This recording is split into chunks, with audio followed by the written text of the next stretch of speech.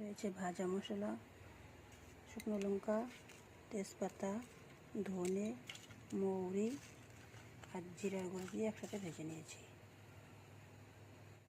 শুকনো খোলায় ভাজা মশলাটাকে এখন শিলপাটায় গুঁড়ো করে নেব। দেখো, এগুলো কচু গাছ এরকম ছোটো ছোটো করে কেটে নিয়েছি। এখন এটাকে জলে ভাপিয়ে নেব। ভাপিয়ে নেওয়া হয়ে গেছে, জল থেকে নামিয়ে নিলাম।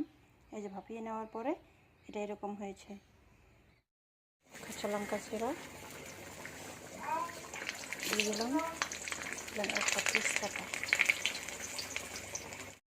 দিয়ে দিলাম, পাঁচফোড়ন আর সামান্য আদা বাটা, একটুখানি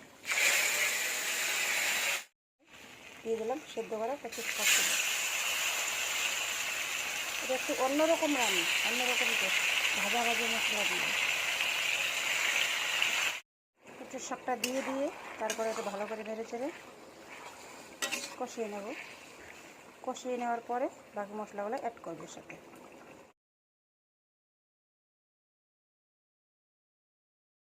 তখন এতে দিয়ে দিলাম হলুদ গুঁড়ো, দিয়ে দিলাম আদা বাটা, আর দিয়ে দেবো কাঁচা লঙ্কা আদা বাটা।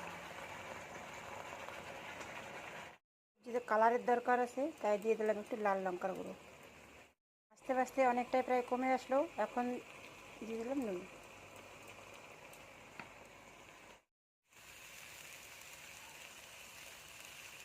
সামান্য ঘি দিয়ে নাড়াচাড়া করে এই যে ভাজা মশলার গুঁড়োটা করে রেখেছি এটা দিয়ে নামিয়ে দেবো। এই গুঁড়োটা মিশিয়ে সবজিটাকে নামিয়ে নেব।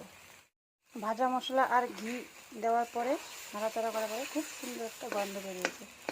এখন সবজিটা হয়ে গেছে, নামিয়ে নেব।